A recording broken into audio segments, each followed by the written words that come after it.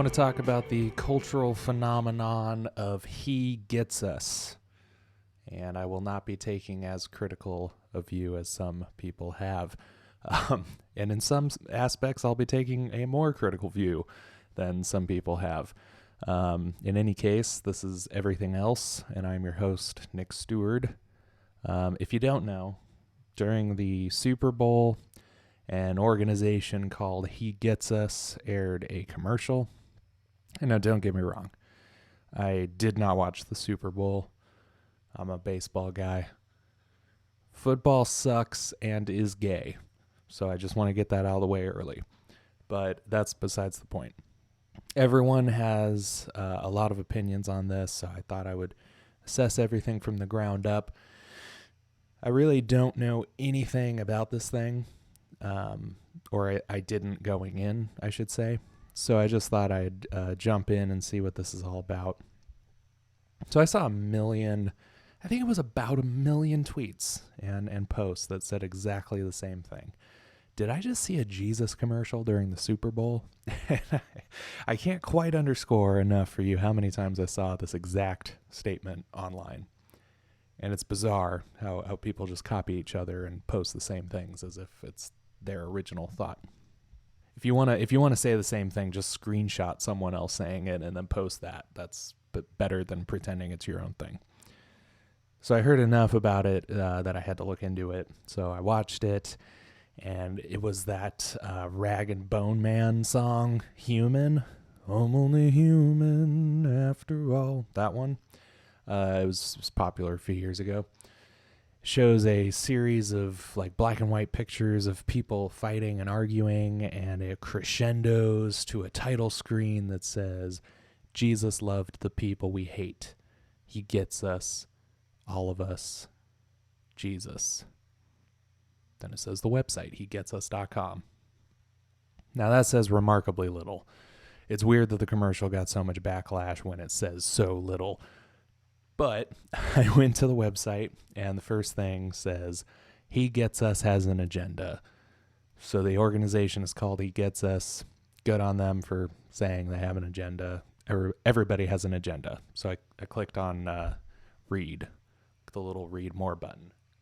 It had headings, and then beneath the headings, it would kind of just expound on the point. So I'm just going to go through the headings because that's the main overview of everything.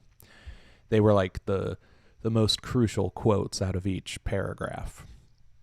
So it starts by saying, how did the story of a man who taught and practiced unconditional love become associated with hatred and oppression for so many people? So right off the bat, I get the impression that this organization is doing damage control for Christ. Okay, but I'm trying to reserve judgment. I'm maybe damage control for the Christian church. That might be necessary in some areas, but I don't like people kind of jumping to defend Jesus as if he needed defense. But I'm trying to not be critical. It doesn't get critical till a little later. So the body of text below reiterates that point and then asks how we can, rediscover the promise of love that his story represents.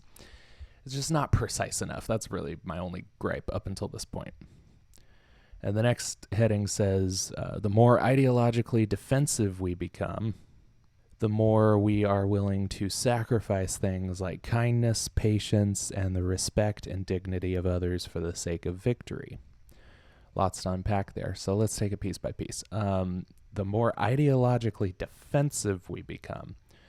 Now that seems to be saying that ideologies are bad, but I can read it in a way that doesn't quite say that. So I want to be generous in my interpretation.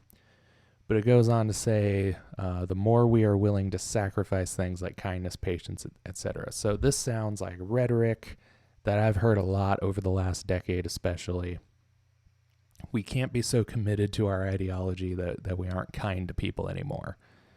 Like you heard this a lot with gay marriage being a thing. It was like, well, it's great that you're a Christian and everything, but like it's really hateful to not agree with gay marriage. So like just put that aside for a minute and let people be people, that kind of thing. So it seems to me Like this website is saying like, hey, don't be so attached to your system of belief that you don't treat people well. And I'm not saying that's what it's saying, but it kind of sounds like it. But it implies that these things are like mutually exclusive. You can have an ideology and hold to it very consistently and also not be a dick to people. I don't know why these things are always associated the way they are when they really have nothing to do with one another. Like one is a belief and one is a temperament, like some people have an ideology and treat other people well, and some people have no ideology and treat other people terribly, but for some reason we've come to associate the most committed ideologies with the worst behavior toward others. All that to say, the actual term used in this paragraph is ideologically defensive, and that's really what it's talking about. It's being so defensive about your beliefs that you lash out at others. So, okay, I agree, actually. You should be confident in what you believe. You shouldn't be defensive about it. It's like I said earlier, defensiveness implies kind of a weakness in the belief, and Jesus doesn't need your defense, So I kind of agree with that sentiment overall, but based on where it goes a little later, I'm not sure that I would fully, give my support to that statement. It kind of has to be read in context, and I'm not sure if overall context really, So the next big bullet point is many have relegated Jesus from the world's greatest love story to just another tactic used to intensify our deep cultural divisions. Now, this is something I've had an issue with for a long time. People have been comparing the gospel to a love story or the Bible to a love letter for a long time. Like basically, as long as I've been a Christian, I've heard that. And at the end of the day, whatever. Like there are bigger doctrinal issues than that. Yes, the gospel is a story that involves love, but what do you think of when you hear the words love story? The Notebook, maybe Sleepless in Seattle. That's definitely not the kind of story that we're talking about when we're talking about the gospel. And I know this is a little played out at this point, but I think I can say it. Jesus is not your boyfriend. But all that to say, it's not precise, and it could be said better, but it isn't the worst thing that I've ever heard. We have to pay attention to what the point of the paragraph is, and that isn't the worst thing. The point is this: Jesus is not a figure to be used for your political arguments, and yet that's how he's being used. And I have no argument with that.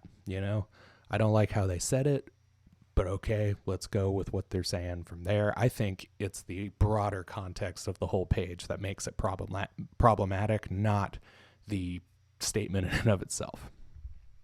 Next heading. Throughout our shared history, Jesus has represented the ultimate good that humankind is capable of aspiring to. I don't know if I've mentioned this yet, but this writing is garbage. They really should have spent more on a better copywriter, such as myself, but that's besides the point. Statement is probably the most problematic so far, believe it or not, because a lot of people would probably have no problem with that statement, but this is the most anti-gospel statement so far. First, and this is kind of neither here nor there, but it says our shared history, which I have little to no idea what they mean by that. And I suppose they're talking about humanity and not like the church or not, whatever, Americans.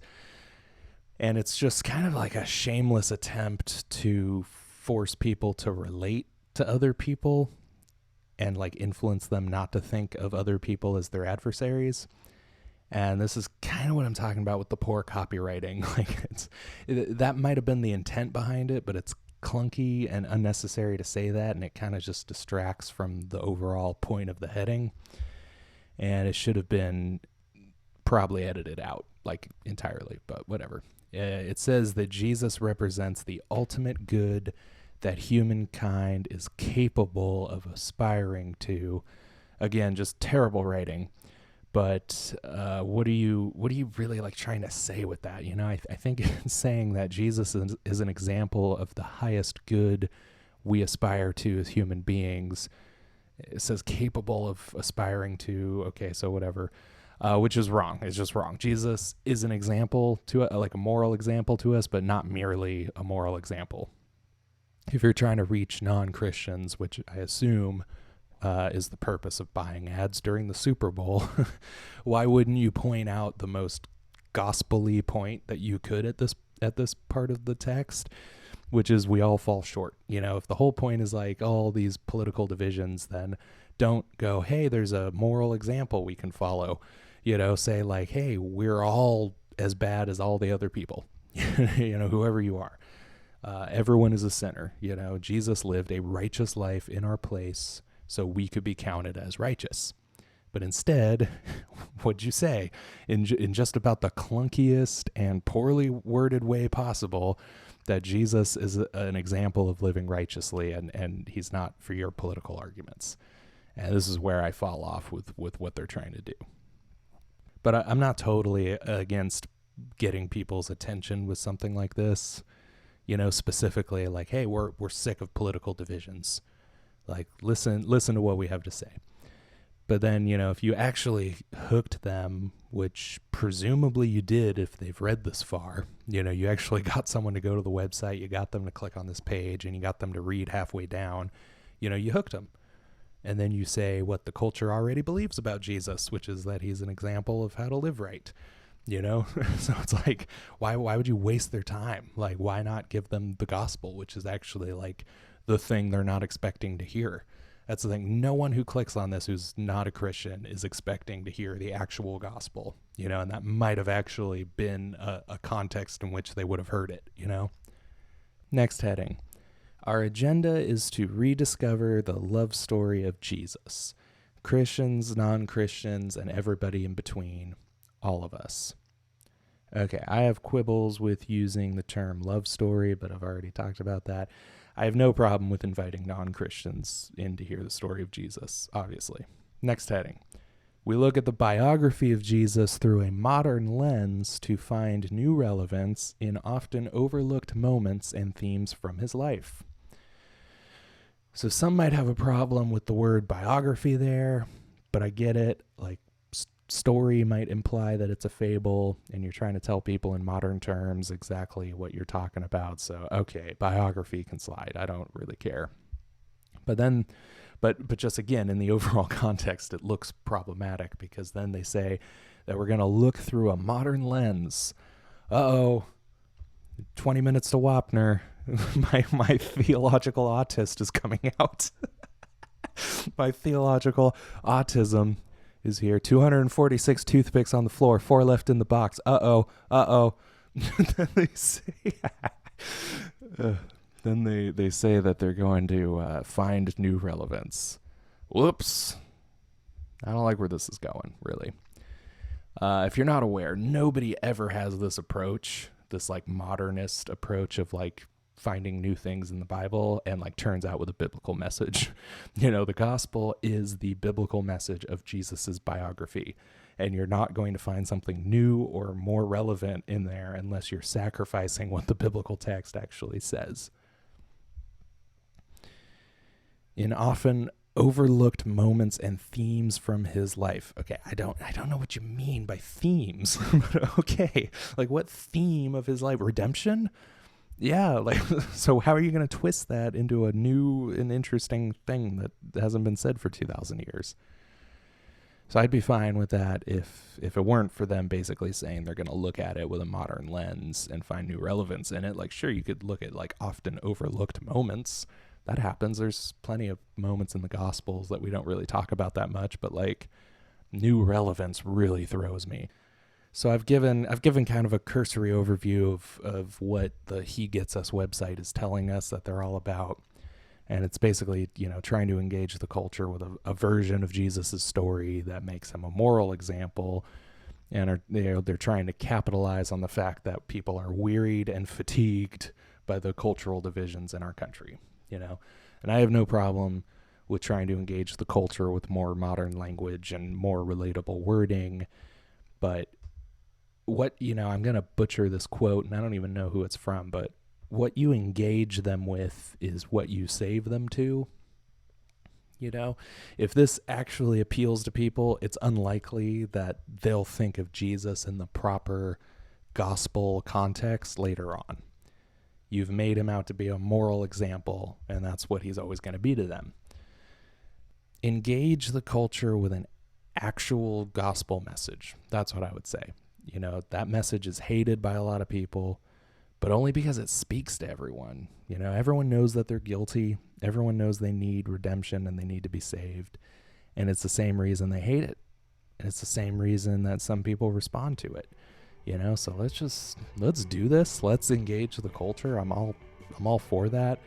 But let's do it with an actual gospel message that's not going to confuse people further or just confirm things that they already believed about Jesus. Let's do it better.